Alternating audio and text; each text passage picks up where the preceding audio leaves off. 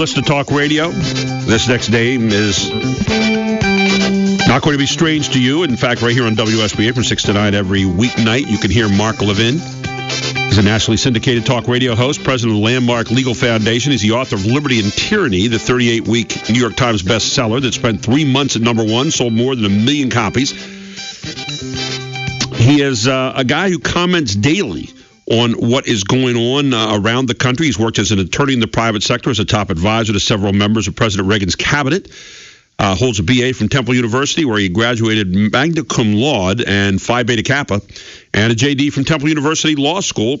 And he is now the author of a brand new book that is coming out August 23rd. It's called Plunder and Deceit, Big Government's Exploitation of Young People in the Future. We welcome back to the show here Mark Levin on the Gary Sutton Show. Mark, it's an honor to have you on. Good morning to you. Gary, how are you, sir? I'm doing very well. I think you and I have talked one other time before, and it's good to have you back. And congratulations on the reception on the new book. Great stuff. I've been listening to you talk about it on your show, but it just sounds like an absolute great read. Well, I really appreciate it. And, I don't write these books for the New York Times. Matter of fact, I write them in spite of the New York Times. But it is nice to know that they have to put my name in that book on their list, isn't it? There it is, and they have to look at it every single day. Yeah. It makes you feel good about it. Mark, you look at this book, and you talk about this being a book for young people. And it's a book about a lot of the things that are happening right now. And one of the things that I was struck by as I was reading some of the some of the reviews of it is the fact that a lot of parents right now don't realize what is going on with the young people and how they are kind of falling into I think you mentioned, a very grim future right now, and that there's a grim future out there for successive generations if we stay on this path. Gary, the way I tried to approach this book was to address our generations, parents and grandparents, right, as well as the next generation, people 45 years and younger. And they really are two different groups, and yet again, they really do overlap. So when it comes to our own kids and grandkids, we would do anything for them, wouldn't we? We would protect Absolutely. them. We'd take a bullet for them. We'd do whatever we have to do. That's our flesh and blood. And yet when we talk about the next generation, you'll even hear some talk show hosts just blow them off. Well, they're liberal, they're stupid, they vote for Obama. And I got to thinking about this. We put them through this public school system. We put them through college, some of them, with these tenured leftist professors. They are inundated with left-wing crap from Hollywood. Right. The media, no different. So if we don't teach them about liberty and prosperity and about America's heritage and so forth, they're not going to learn it. And so, these textbooks in school and in college, we have no control over them. We have no control of the Right. lesson plans and the lectures. So we need to control this in our own environment. And what's our own environment? Parents and grandparents. And also, people who are under 40, they can read for themselves. So what I decided to do in each of these 11 chapters is dig very deeply, get new, solid scholarship, arguments, information to explain.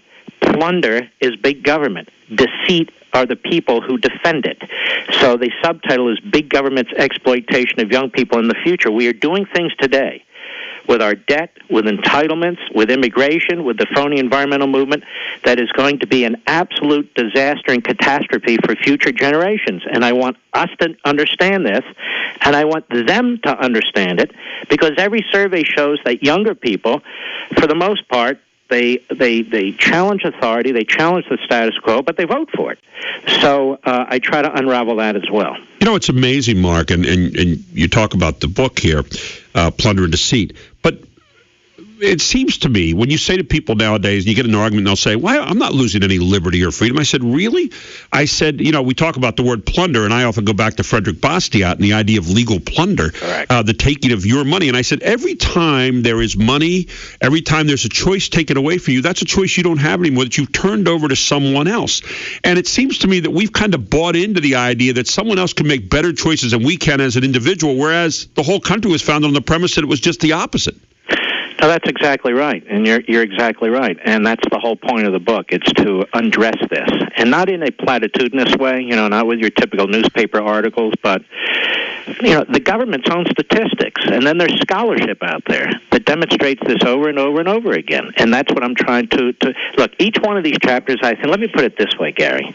Prior to the Revolution, we had our colonial times, and the way people communicated was with pamphlets and at the dinner table and, at the pubs and so forth and so on. Right. They didn't rely on political parties. They certainly didn't rely on academia and so forth, and neither should we. And ideas do have an appeal. Ideas can resonate. Reagan himself, I was at the Reagan Library on Sunday, he said, the dinner table is where change occurs. Right. And we shouldn't surrender our kids in the future to the left and to big government. We should fight for them. I am sick of the left destroying the next generation. So this book is really for parents and grandparents and younger people, so all of us can understand what's taking place. And so when we make decisions about immigration and the environment, when we make decisions about entitlements and the debt, we start to think about our progeny, the way our ancestors thought about our progeny when they set up this government. There's a sense, Mark, right now, and I'm trying to think back to when I was a kid. You probably are too, back in the 1800s. And I look back and I say, geez, where is the idea that the community, when I left my house, I didn't worry about getting kidnapped that day. I didn't worry about getting killed. I didn't worry if I got in a fight. I didn't think any other person was going to try to kill me. I knew there was a society out there in my neighborhood that was going to let my parents know if I was up to something. And there was a reinforcement by the community right now. It seems like we've lost that sense today a little bit. That's my perception. I don't know if that's fact. Did you come across any of that in your research for this book? Well, but in my life, I agree with much of what you're saying, and this is the big central government devouring what we call the civil society. Right. So it's so ubiquitous. Now we all rely on the government to do these things, and I'm just saying that we need to wake ourselves up. If we can do it as individuals, if we can do it as families, then we will do it as a community. We need to rely on each other more, and we need to communicate with each other more. Again, that's the whole point of this. All my books are written for the public. They're written for the grassroots. They're written for individuals and families. They're not written for politicians and bureaucrats. They're not white papers, if they come out of think tanks and so forth. It's try to inform ourselves. It's try to counter what's been going on with the institutionalized left. Where do we ever get to the idea that the government, which is supposed to be us, is and these other people were the hired help, that we turn that over to them and they become the government? Because we talk about the government, we talk about they, and I consistently come back and say, and I hear you do it too, we're the government. We're the ones that are supposed to make the decisions. And one of the things you talk about here in your book is a new civil rights movement in which the rising generation stirs itself to act on its own defense. But what's going to happen to change that whole paradigm that we see right now, where the people who we've picked don't really trust us to do what we can do? Instead, we have to have a program all the time instead of figuring it out on our own, which we seem to be pretty good at doing. Well, you hit it. That's the whole point of this book and all my other books, is to change the paradigm. We're not, look, the mindset, the psychosis of the left has become, in many respects, sadly, the psychosis of the country. Everything we talk about, it's funneled through the left's agenda. We're either defending against it by attacking it, or we're having to debate it. And my attitude is, no, let's debate our agenda. Let us take control back of the language. Let us make the case and let them respond to us for once.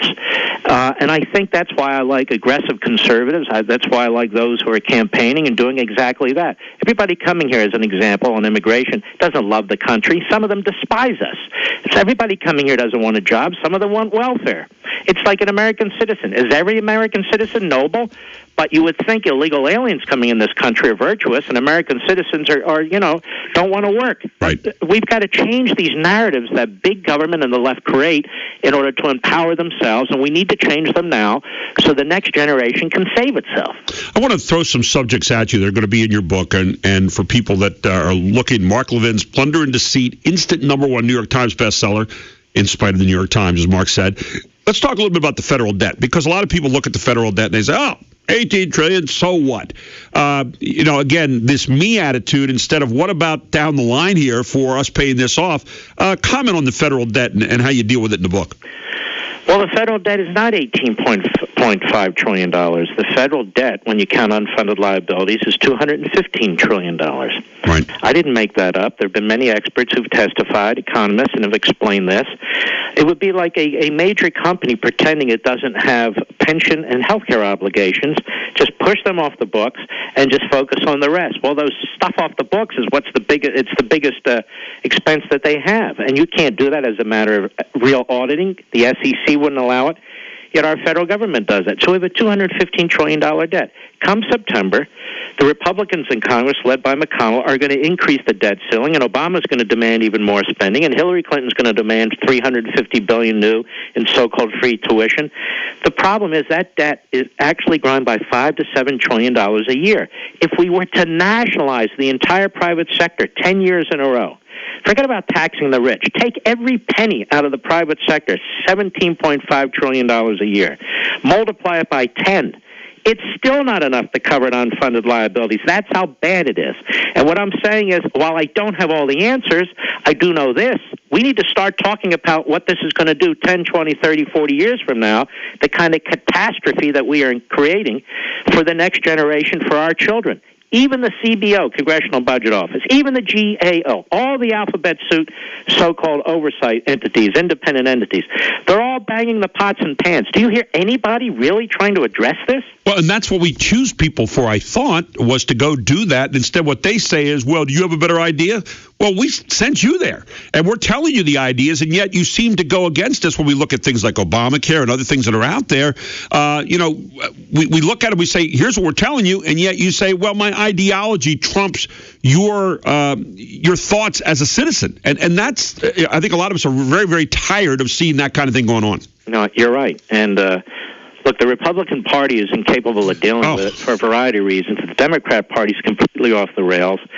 So while we don't control the instrumentalities of the federal government, we should at least inform ourselves so we have an electorate and a next generation that is well aware of what's going on. And, my prior book addresses all this, not from the top down, federal government down, but from these states through the legislatures, the convention of the states, where they get together, they meet, just like Congress does, and they propose changes to our system in order to save us from this federal leviathan. The fact of the matter is, in Washington, D.C., they have a constitutional convention going on every day. They decide what marriage means. They decide if there's a debt or not. They decide what the Constitution means. They've turned the whole system inside out, and Obama wants to even go further with this fundamental transformation.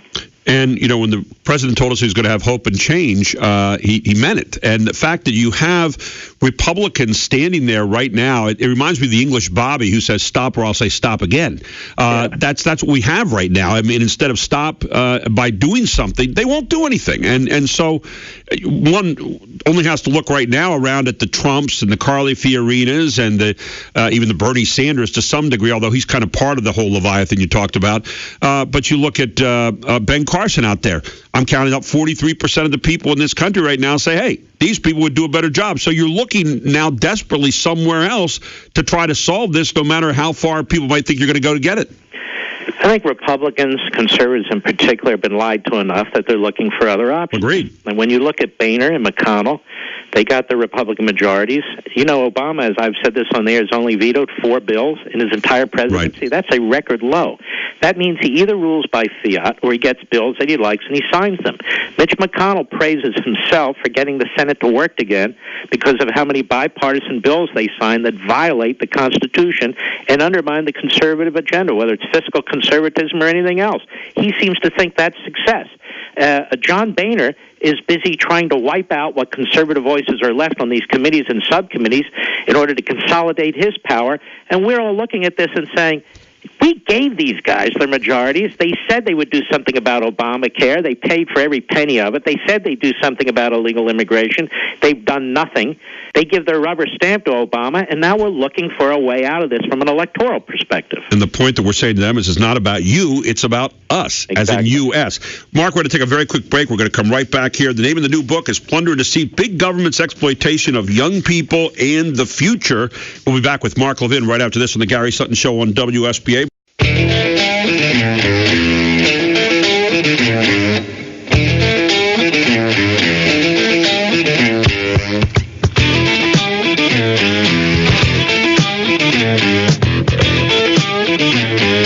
Welcome back to the Gary Sutton Show on WSBA with Mark Levin, who you get to hear every day here on WSBA 6 to 9 on the Mark Levin Show, but also the author of a brand new book coming out. I think it's a must read. Plunder and Deceit, Big Government's exploitation of young people in the future. What bigger thing do we have in terms of a product in this country than our young people in the future right now?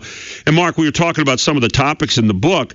One of the things that I know you talk about quite a bit, and you've had a great education, but the failing educational system in this country, we continually lament this thing, and yet we don't seem to be doing a whole lot about it. No, we don't do a lot about it, and that's why people are pushing for competition, whether it's school vouchers or credits or other types of schooling, including homeschooling. But, again, I don't like surrendering this massive federal government bureaucracy of the school system to the left. And we pay for it, most of us, through very burdensome and confiscatory property taxes. The fact of the matter is that most of the money goes toward members of teachers' union. We have almost no say what goes on in the classroom, what's taught, how it's taught, textbooks. If our kid has a problem with a teacher, vice versa, we have no say over who the teacher is. I mean, it's almost like a Stalinist educational type system where there really is this monopoly in place. And I address this, and I show the amount of money we're spending, the number of employees that are in the public school system over the last 40-some years, the results from various standardized tests, both just domestic tests and domestic tests that are compared to international tests. Our public school system, for the most part, is a failure. It's mediocre. And also, these kids are put through various experiments, whether it's open classroom or Common Core or Dash to the Finish or whatever names they give them. And local school boards have almost nothing to say about what goes on these days. And so I explain that in some great detail as well. It's a shame because, as I told you a moment ago off the air, that I used to be a teacher, and I came in at the end of the open classroom time in the early 1970s and had a chance to see all the different attempts. We seem to throw things at the wall constantly in education to see if it works. Then we say, it doesn't work, let's do something else. Instead of sitting down and really trying to figure out some tried and true tested things that have worked in the past. And that's one of the things that bothers me the most. And, when you look at, I had a chance to teach the Constitution during that time and history, and I felt an obligation as a teacher to try to teach it in the correct way, where it wasn't my opinion of what history was or some revisionist thing. It was what history was, and you could draw whatever conclusion you needed to from that, but it was our job to present that, not to indoctrinate. Yeah, no, that's exactly right. But as you and I both know, that is definitely not going on. Couple things here at the end. The illegal immigration, and I want to say illegal immigration, illegal aliens invading the country right now, and the Constitution. Two things that seem to be destroyed right in front of us. The president, again, ruling by executive order so many times, and people say, well, he's allowed to do that. Other people have used executive orders too, so we move to the constitutional side, and we say, yeah, legalistically, maybe if you really, really want to stretch, but ethically, staying with what was supposed to be the thought that our founding fathers had, they're so far off the track as to be non-discriminatory. You can't see them anywhere. Yeah. You're talking about what in specific? I'm talking about illegal immigration. Oh, yeah. Well, now. Listen, even right now, this debate over birthright citizenship. Right. I've been reading a piece by a guy that used to be a staffer to Senator John Cornyn of Texas saying, well, it's obvious birthright citizenship included aliens who came here and are born here, and he's cherry-picking the debates that took place at the time. No, it's obvious that the 14th Amendment had everything to do with the recently freed black slaves after the Civil War. 13th, 14th, 15th Amendments are so-called Civil War amendments. And the 14th Amendment was actually, in many respects, built on the 1866 Civil Rights Act. And so the statutory language and the constitutional language and the purpose behind it, the author, Senator Howard, made it quite clear that foreigners and aliens were excluded. They were including, all people born in the United States who are subject to the jurisdiction of the United States, not the geographic jurisdiction of the United States, the legal jurisdiction of the United States, and exclusively the legal jurisdiction of the United States. Or you would have diplomats who have their children in the United States. Let's say they're from Germany. All of a sudden their kids are German citizens or American citizens? Of course not. Right. You would have travelers who are traveling in the United States, say a pregnant woman from India, and she has a baby here, and all of a sudden her kid's a citizen of the United States? No, nobody discussed that. Nobody supported that. It had nothing to do with it. You know, it's interesting, and a final thought here with you, just wanted to get your opinion. If Donald Trump has done one thing, he has stepped up, and I think he has, he's laid out some things, and people say, oh, that's audacious what he's putting out there. And yet at the same time, he is setting the tone for the conversation. Many talk show hosts have been doing this for a long time, but he's setting the tone for people now who have wanted to be mealy-mouthed about it. And I think the one story that's come out of all this is he's saying, why do we as the United States have to be played for chumps? Both inside and outside, both we as citizens being played for chumps, and also on the international level. Why are we playing ourselves as chumps? And I think that's one thing that's come out to me anyway. Your thoughts about that? Well, I think you're right. And keep in mind, Rand Paul, Trump, Scott Walker have all talked about eliminating birthright citizenship, and they are being attacked. And you have these pseudo-constitutional lawyers, among others, on TV and elsewhere saying that's impossible because the Supreme Court ruled in the Wu case in 1898. By the way, that would be the same court that ruled in 1896 for Plessy in Plessy versus Ferguson, that separate but equal is equal. We're not talking about a Supreme Court decision. We're talking about the Constitution. We're talking about what the 14th Amendment says, what was meant, and we're also talking about what can be done about it. It's very interesting because Congress has the power under Article 1, Section 8. I'm doing this by memory, but Article 1, Section 8, to make determinations as to what naturalization means and who can be naturalized, not the Supreme Court. So Congress has the final say in specific on this subject, and if Congress wants to clarify this point by passing a statute interpreting the 14th Amendment, then Congress has every right to do that as a matter of constitutional law. Now, for the Supreme Court to intervene under the notion of implied judicial review and say Congress doesn't have that power truly turns the entire representative republic on its head. Now, I know that Republicans defend the court in doing this, and others. I reject it completely. At the end of the day, what we have left is we have a battle and a fight in words right now, and the words in this particular case come from Mark Levin in a brand new book, Plunder and Deceit, Big Government's Exploitation of Young People and the Future. It is worth the read, ladies and gentlemen. If you've ever read any of Mark's stuff before, it's fantastic. Order your copy of Plunder and Deceit now from Amazon.com, Barnes & Noble, or Books A Million. Mark, it's been an honor having you on this morning. I appreciate the conversation. Gary, you're terrific. I really appreciate it. God bless. Thank you.